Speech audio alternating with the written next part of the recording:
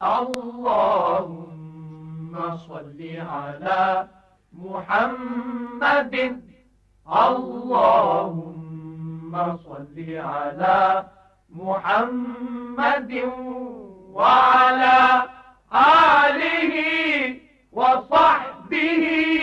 وسلم۔ جناب مزمل غفور صاحب نے یہ خط لکھا ہے اور کہتے ہیں کہ کراچی شہر میں مانگنے والے بڑھتے چلے جا رہے ہیں، مختلف بھیس بدل کے مانگنے والوں میں اضافہ ہو رہا ہے۔ ایسے لوگوں کے ساتھ ہمارا کیا رویہ ہونا چاہیے؟ بعض اوقات ایسا بھی محسوس ہوتا ہے کہ بظاہر بھلا چنگا ہے لیکن وہ مانگتا ہے، اور اگر اسے دیا جائے تب بھی اچھا نہیں لگتا، نہ دیا جائے تب بھی ذہن میں خلش سی رہتی ہے اور آدمی پریشان رہتا ہے۔ تو ہمیں کیا کرنا چاہیے؟ جناب مزمل غفور صاحب، یہ معاملہ صرف کراچی کا نہیں ہے، پورے ملک کا ہے، اور پورے ملک کا نہیں ہے بلکہ دنیا میں بھی کئی مقامات پر یہ بیماری بڑھتی چلی جا رہی ہے۔ ایک آسان سا کام ہے، پورا کا پورا گھرانہ جو ہے وہ دادا اور دادی اور نانا اور نانی، ان بوڑھوں سے لے کر ان کے پوتے نواسے سب سڑکوں پر آ جاتے ہیں، چوک چوراہوں میں، گلیوں بازاروں میں آ کر ہر ایک کام کرنا شروع کر دیتا ہے۔ اور اگر اس کا صحیح طور پر جائزہ لیا جائے اور اس کی معلومات اکٹھی کی جائیں تو حیرت اس بات ہوتی ہے کہ ان میں سے ان کے چھوٹے چھوٹے بچے بھی بعض اوقات اتنی کمائی کر لیتے ہیں کہ جو ایک پڑھا لکھا آدمی پورے مہینے کی محنت کے بعد بھی اتنا نہیں کما پاتا۔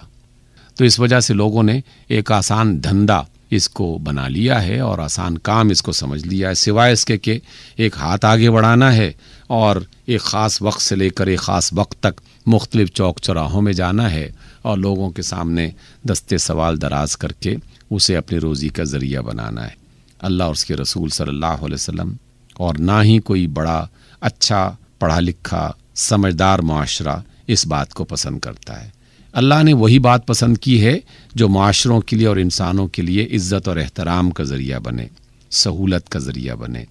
اور جس میں انسان کی عزت چلی جائے، احترام چلا جائے، سہولت ختم ہو جائے، جس میں جھوٹ عام ہو، دھوکہ اور فراڈ اس کو فروغ مل رہا ہو، تو کسی صورت میں بھی اسے جائز نہیں کیا جا سکتا۔ جناب رسول اللہ صلی اللہ علیہ وسلم نے جب یہ آیت قرآن مجید کی لوگوں کے سامنے پیش کی، وَأَمَّا السَّائِلَ فَلَا تَنْهَرْ، کہ جو سوال کرنے والا ہے اسے ڈانٹو مت، تو اس کا بنیادی مقصد یہ تھا کہ غربت کی وجہ سے اگر کوئی شخص مجبوراً لوگوں کے سامنے آ جاتا ہے اور وہ دستے سوال دراز کر لیتا ہے، مانگنے کے لیے مجبور ہو جاتا ہے، تو ایسے بندے کو ڈانٹو مت، بلکہ اس کی مدد کرنے کی طرف یہ اشارہ ملتا ہے کہ اس کی مدد کر دی جائے۔ اور اگر کہیں مدد کرنے کی صورت نہیں بھی بن رہی تو تب بھی اسے دھتکارنا، اسے ڈانٹنا، اس کو ناپسند کیا گیا۔ یہ تو ایک اچھا اخلاقی رویہ تھا جس کی طرف تعلیم دی گئی، اور لوگوں کو ایک دوسرے کا ہمدرد بنا کر ایک دوسرے کے ساتھ عزت سے بات کرنے کی تعلیم دی گئی اور اس کا اخلاق سکھایا گیا۔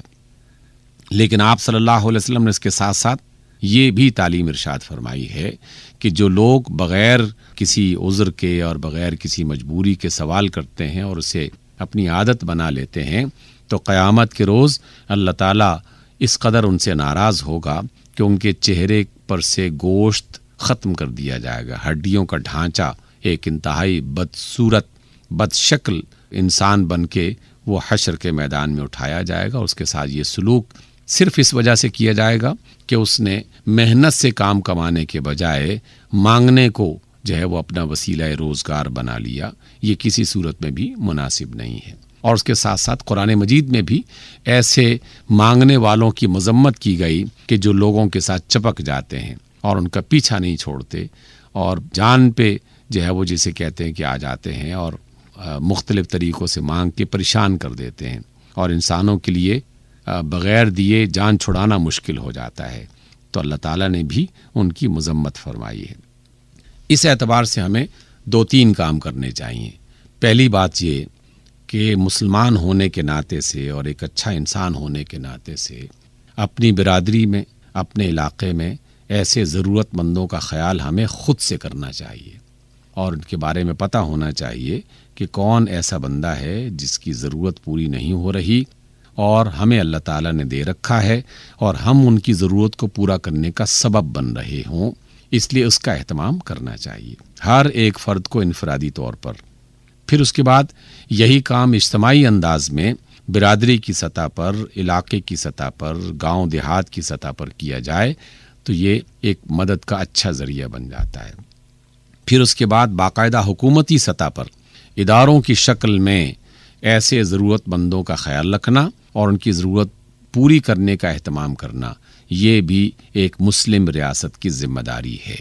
جناب رسول اللہ صلی اللہ علیہ وسلم نے جو طریقہ اپنایا تھا، جو تعلیمات دی تھیں، اس میں بیت المال کا ایک بڑا حصہ باقاعدہ ان ضرورت مندوں میں تقسیم کرنے کے لیے مخصوص کیا گیا تھا۔ اور سیدنا عمر بن خطاب رضی اللہ تعالی عنہ کے زمانے میں تو باقاعدہ اس بات کو آگے اداروں کی شکل میں بڑھا دیا گیا، جس میں بوڑھوں کا وظیفہ، بے روزگاروں کا وظیفہ، بچوں کا، بیواؤں کا، یتیموں کا وظیفہ یہ لگایا گیا تاکہ بے روزگاری عام نہ ہو، بلکہ جو بے روزگار ہیں ان کے لیے وسیلہ روزگار بنانے کا اور اس کو فروغ دینے کا اہتمام کیا گیا۔ اس لیے حکومتی سطح پر باقاعدہ اس بات کا اہتمام کرنا چاہیے۔ اگر یہ کام ہو رہے ہوں اور اس کے بعد بھی کچھ لوگ مانگنے کو اپنا وسیلہ بنا رہے ہوں روزگار حاصل کرنے کا اور اس کو اپنا پیشہ بنا لیا ہو، تو حکومت کو باقاعدہ ایسے افراد گرفتار کرنے چاہیے اور سزا کے طور پر بھی اور تعلیم کے طور پر بھی ان سے مختلف کام کروانے چاہیے۔ ملک میں بے شمار ایسے کام ہیں جن کے لیے افرادی قوت کی ضرورت ہے۔ ایسے افراد سے سڑکیں صاف کروائی جائیں، شہر صاف کروائی جائیں، گاؤں دیہات صحیح کروائے جائیں، رستے بنوائے جائیں، مختلف اور جو اچھے کام ہیں ان کو زبردستی پکڑ کے ان سے یہ کام کروایا جائے، اور اس کے ساتھ ساتھ ان کی برین واشنگ کے لیے، ان کی ذہنی تربیت کے لیے انہیں یہ سمجھایا جائے کہ مانگنا اچھی بات نہیں ہے، محنت کرنا اچھی بات ہے۔ لیکن بدقسمتی سے بے روزگاری کو عام کیا جا رہا ہے اور جس کی وجہ سے معاملات بڑھتے رہتے ہیں۔ یہ ہمارے ملک کا معاملہ نہیں ہے، بلکہ بہت سارے مسلم ممالک میں اس کو اختیار کیا جا چکا، جانے میں یا انجانے میں یہ مرض بڑھ رہا ہے۔ اس لیے ہم سب کو مل کر کوئی نہ کوئی ایسا کام ضرور کرنا چاہیے جس میں سب سے پہلے تو وہ ضرورت مند جو ہمارے اپنے خاندان کے ہوں، اپنی برادری کے ہوں، اپنے علاقے کے ہوں، ان کی ضرورتیں پوری کرنے کا ہمیں کوئی اہتمام کرنا چاہیے۔ اور اس کے بعد پھر حکومت اور حکومتی اداروں کی ذمہ داری بنتی ہے کہ وہ ایسے افراد کا سدباب کریں اور ان کو کسی اچھے کام پر باقاعدہ لگائیں اور ان سے یہ کام لیں تاکہ انہیں اندازہ ہو کہ مانگنا اچھی بات نہیں ہے اور ان کے ذریعے سے ملک میں کوئی اچھا کام کرنے کی صورت پیدا ہو۔ اس وجہ سے ایک اور بھی کام چھوٹا سا کیا جا سکتا ہے کہ اگر کوئی ایسا صحت مند جوان مرد ہو یا عورت آپ کو ایسا ملے کہ جو کام کر سکتا ہو، تو آپ نے اسے نہیں دینا تو کم از کم ایک آدھ جملہ اس کے کان میں ضرور ڈال دیا جائے کہ تم اگر محنت کرو گے تو یہ اللہ کو بھی پسند ہے اور انسانوں میں بھی عزت اور احترام کا ذریعہ بنتا ہے۔ یا پھر مختلف جو کام آپ کو آتے ہیں یا کسی ہنر کا پتہ ہے یا کہیں پر کسی کو کام پہ لگوایا جا سکتا ہے، تو اس میں آپ مدد کرنے کے لیے آگے بڑھیں تاکہ بے روزگاری کا سدباب کیا جا سکے، اور مانگنے والے جو پیشہ ور ہیں ان کا علاج تو اجتماعی انداز میں حکومتی سطح پر بھی اور انفرادی طور پر بھی ہونا چاہیے۔ لیکن جو لوگ مانگنے کا پیشہ اختیار نہیں کرتے لیکن مجبور ہو گئے ہیں، ان کے لیے روزگار کا بھی اہتمام ہم سب کو ضرور کرنا چاہیے، اور جو بھی انفرادی طور پر اس کام میں کچھ بھی کر سکتا ہے وہ اس کار خیر میں ضرور شریک ہو اور اس میں حصہ ڈالے۔